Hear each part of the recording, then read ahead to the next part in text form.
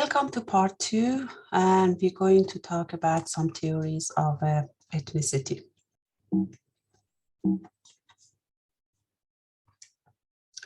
Just a minute when I can fix this. Sorry, some technical problem. Okay, what is ethnicity? Ethnicity is a broader term than race. Ethnicity refers to the cultural practices and outlooks of a given community of people, which set them apart from others. So we can see that, as I mentioned, ethnicity is broader than race. For example, we can say Asian race is a broad term, but not all Asian are from the same ethnicity. We've got, for example, Chinese, we got Japanese, we got Korean, because we got Nepalese, Cambodian. So it's a big, diversity inside the race. So the same as white race, we cannot say all the white are the same ethnicity. We've got Irish, Scottish, European, Australian. So it's different. While commonly associated with minority groups, ethnicity is an attribute possessed by all members of the population. So there is an assumption that ethnicity or the word ethnic is just for people from minority groups. For example, in Australia, we think that ethnic is just whoever come from as an immigrant or refugees, but we all are ethnic and each of us got ethnicity. So we cannot deny it, we're all ethnic. Also, ethnicity shifts according to political, cultural, and social forces. For example, we can see that a country like former Yugoslavia, that were very ethnic, lots of ethnic groups there coexisting for many centuries. And then suddenly, as the war broke out, they start having the different meaning of the ethnicity. So ethnicity got more colorful, and they start conflicting between different ethnic groups. Ethnicity also is something that is performed and defined in opposition to other ethnicities. So ethnicity by itself doesn't have any meaning in comparison with other ethnicities. It has the meaning.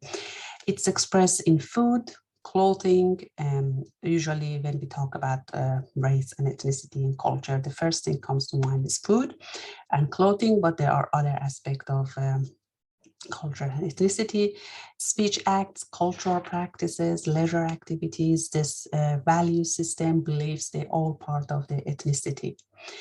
Ethnicity are defined by perceived common ancestry as well, history and cultural practice, which are seen as more fluid and self-asserted rather than assigned by others. So it can be the people who have got a shared ancestry and history and cultural practice, then they can be part of the same ethnicity. A good example of ethnicity is Brazilian Nikes. They are a group of Japanese people who migrated to Brazil a long time ago. And while they were in Brazil, they just adopted some part of the Brazilian culture. You can see in that photo that they just watch soccer, that it's very famous in Brazil. So Japanese adopted to that part of the culture. They like sports as well. At the same time, when they kept some part of their old culture and part of their ethnic identity, they may perform some specific or ancient kind of a dance or traditions, but at the same time, they just adopt some part of their host culture.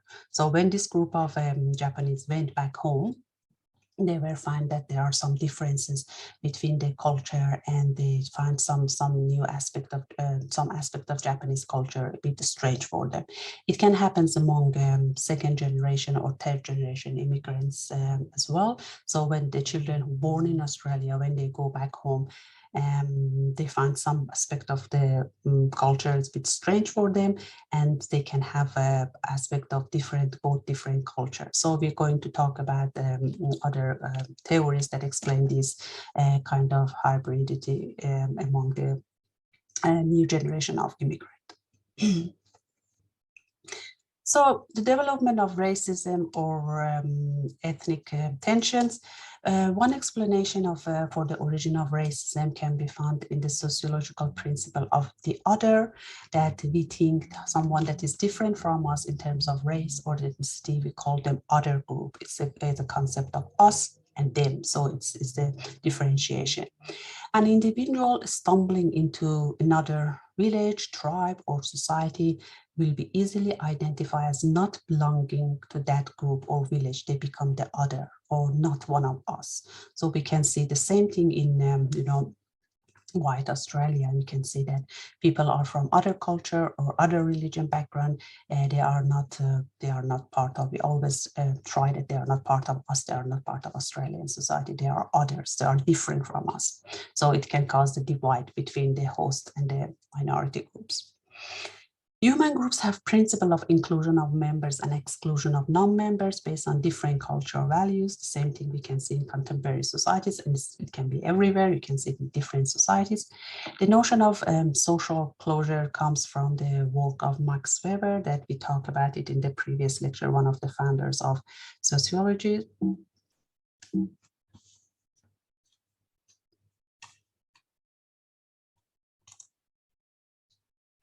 So social closure is a process of subordination when one group monopolizes advantages by closing off opportunities to another group of outsiders beneath it, which it defines as inferior and ineligible. So we talk about like exclusion of some minority from some activities and some services is the same thing, that we try to just block the opportunities for other groups, and the justification is that they are inferior or ineligible to have these kind of services and opportunities. So social closure is that process of segregation between my group and others. Max Weber hypothesizes social closure as a way of conceptualize how power is derived from process of exclusion. So this exclusion of others can cause, can just have bring with it some power. So the person or the group that marginalizes the other group, they have the power to discriminate. Social closure is not always performed by groups that are dominant in any overall social tense.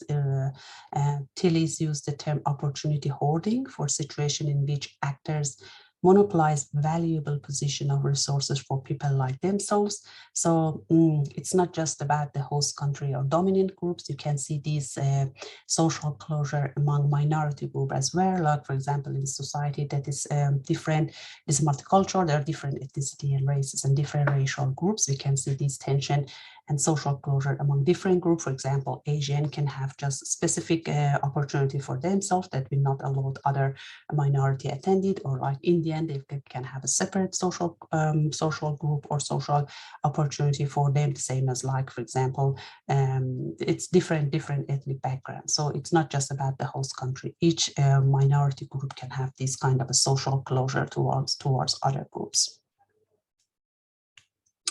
Here is another concept we're going to talk about: ethnocentrism and cultural relativism. Ethnocentrism and group closure frequently come together. It's similar to social closure. Ethnocentrism is suspicious of outsider, combined with a tendency to negatively evaluate the culture of others in terms of a positive view of one's own culture. So we look at other culture with a negative view and we see them as inferior. And when we said inferior, it means that something needs to be superior. So our culture, our belief system, our values, our norms are superior, and others people they just look down at them and just try to degrade them.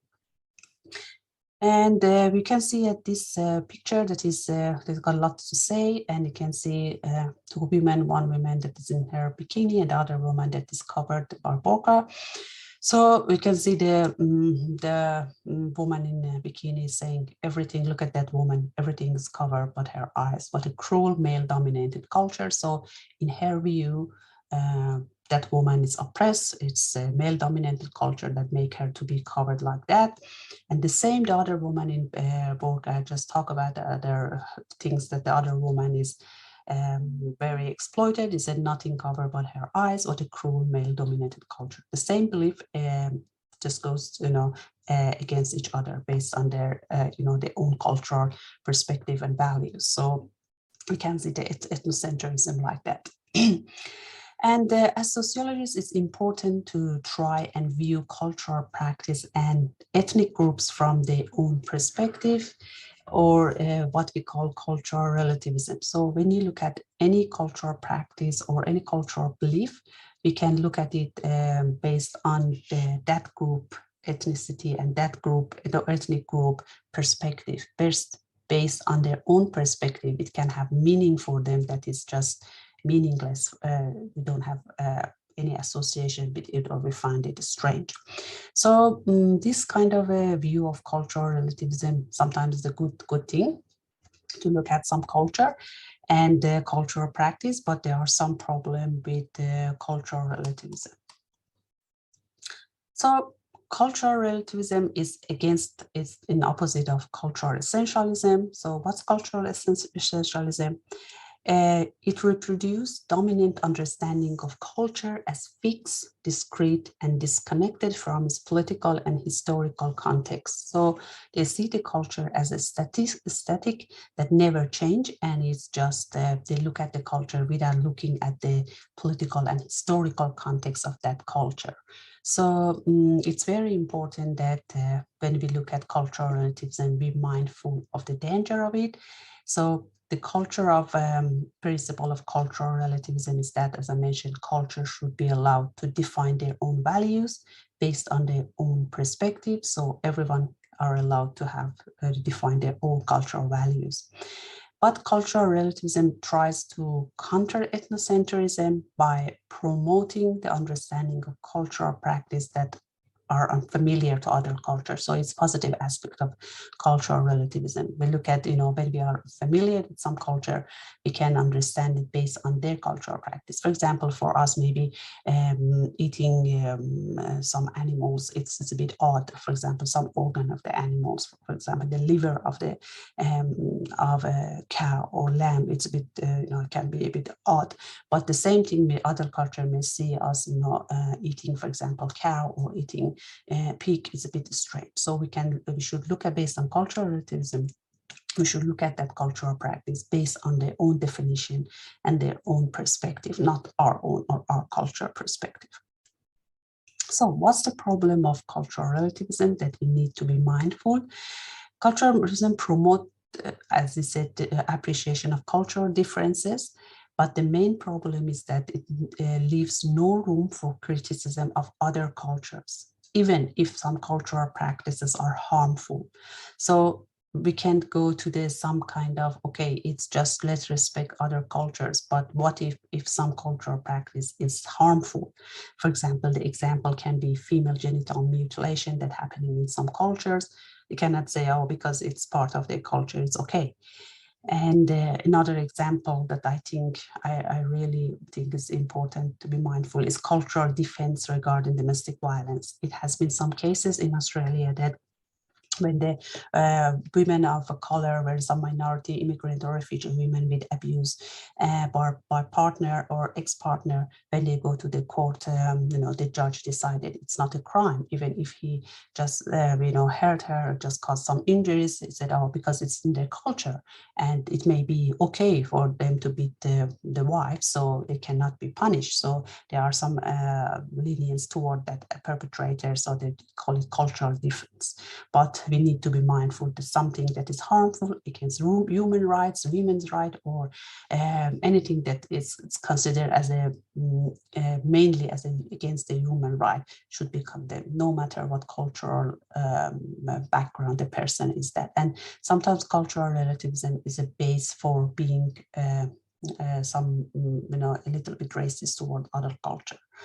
So it's some example that I think I hope you find it useful. So we've got now a couple of theories that I want to talk about. That there are some, I'm not going to talk in details, but just some of them that are famous. The first one is Herbert Gans. He believed that grandchildren and great-grandchildren of migrants may retain a strong sense of ethnic identity, even though it's no longer a matter of language and tradition. So And we can see example here in Australia a lot that the second generation or third generation of migrant, they've got a sense of belonging to their parents' country of birth or their culture. Even they may not speak even the language or they not follow the tradition all the time. But the ethnicity is based on the assembly of symbols that they find meaningful and indicative of their specific identity. So it's mostly symbols, not even just regular practices or involvement in that culture. The example is Celtic cross or the cedar of Lebanon that some Lebanese Christian Lebanese wear and just associated with their culture. Or you can see other examples, for example, some kind of jewelry that some culture, the people that they show that they belong to that culture, or some kind of objects they keep in their house, some statue of Buddha or some other example that you can see. Another concept that Gans talk about is symbolic ethnicity, that refers to a nostalgic allegiance to love for and pride in cultural tradition that can be felt and displayed without affecting someone's everyday behavior. So it's kind of a nostalgic allegiance. They've got the bond toward that cultural tradition that they just try to display it in their everyday behavior. So you can see that symbolic ethnicity in some second and third generation immigrant. And again, symbolic ethnicity framework emphasizes the positive emotional and voluntary dimension of ethnic identity, but it does not address the political and prejudicial aspects of externally ascribed ethnic categorization, which have negative affects. So he just talked about the positive aspect of this symbolic identity, but he doesn't talk about the just aspect that they just cause prejudice against other groups or some biases in judgment against other group. He just talk about that positive aspect of symbolic identity to keep the belonging and tie the groups together. Not, he doesn't look at the negative aspect of that can divide people. Another theorist that I want to talk about today is Homi Bhabha. That his theory is a bit very complex, and it's a bit lots of complex word in it. But I try to just simplify as much as I can. He is a post-colonial theorist, and he attempts to go beyond this simple idea of stigmatized ethnicity in Western states by proposing ethnic hybridity as a third space. So hybridity, this is a position in between the colonizer and colonized, a form of liminal or in between a space where the cutting edge of translation and negotiation occurs. So it's a hybridity, and it's just you are not belong to the culture of colonizer or the culture of colonized, but something in between. This concept goes beyond colonial binary thinking and oppositional positioning, providing a politics of inclusion rather than exclusion in the conjunction of culture. So despite the last theories, he just looking at it that it can be more inclusion of the cultures rather than excluding cultures. The third space of hybrid ethnic identity endows the capacity to traverse both cultures and to translate, negotiate, and mediate affinity and differences within a dynamic of exchange and inclusion. So he talks about that, how they can just negotiate, different cultures can negotiate, instead of being in clash with each other, they can negotiate and just try to include each other. Hybrid ethnic identity is recognized as a third space for Bhabha for the articulation of culture or social meanings in the nation state. So it can just try to create cultural and social meaning at the national level or at the society level. So it tries to bind people. The other theorist, the last theorist that I will talk about is Ghassan Hage. He is a Lebanese Australian. He defines whiteness, one of his theories is whiteness, it's very famous. He defines whiteness as a fantasy position, cultural dominance born out of the history of colonial expansion. He argued that whiteness remains a crucial component of what it means to be Australian. So to be Australian, you need to be white. So people associate to be, a part of Australian culture if they are white. People are deemed to be more or less white and Australian depending on the social attributes they possess, such as look, physical characteristic, accent, language, taste, social cultural preference, or behavior. So whiteness is not just the physical attributes, it's just the accent even, the language, the social cultural preference that you have, your behavior, your system of value, they all can be part of being the white. The visible and public side of power remain essentially Anglo-white. So we can see that the power remains in Anglo-white race.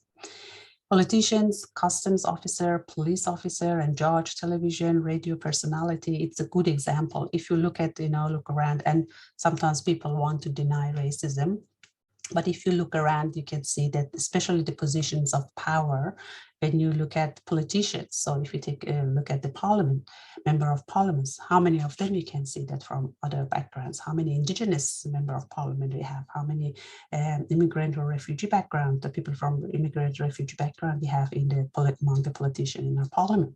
What about the authority, how many police officers we have from other nation, a national background, or also judges, even personal like television personalities, or actors, even in university when we teach and we learn, you can see how many, if you look around and said how many people of color or how many immigrant and people from indigenous community, how many of them are, you can see as teachers in university or in the position of the management in university. So a quick look around us, you can see that whiteness is prevalent everywhere, so it's a very good example. Ghassan Hage also defines society as a mechanism for the production and distribution of hope. Again, he's a bit positive, like Bhabha. He argues that the rise of paranoid nationalism throughout the world is linked to the shrinking of Western nation states' ability to distribute home among their citizens, especially with the rise of alt-right and all of those right-wing nationalist group. We can see the hope is going to disappear, and it just try to distribute anger and hate instead of hope in the society. And neoliberal policies have loosened social bonds, diminishing our hopes for a better life and making us anxious. And you can see the new policies that we can see, or some practices. And if you look at the immigration policy or asylum seeking policy, or the situation of asylum seekers that I'm going to talk in the next part, we can see that it's really the hope is getting diminished and the social bonds is getting weaker. And this paranoia is projected onto ethnic minorities in the diaspora. So we can see this fear of, sometimes disappointment, or, this hate towards a minority group. You can see it it causes lots of fear among ethnic minority in diaspora. And the diaspora, we talk about immigrant or refugee, who people from other culture who immigrate to another country, they call them diaspora in other countries. So you can see as a result of these neoliberal policies, or all of those nationalist or alt-right groups, we can see this fear is more and more among communities, and especially after, as I mentioned, after each any incident that happens by one of the minority groups cause the panic and in the society, as well as among that marginalized group, and makes them more target of abuse and racism. So it was the brief outline of these theories of ethnicity. So this is the end of part 2, and we will come to part 3 soon.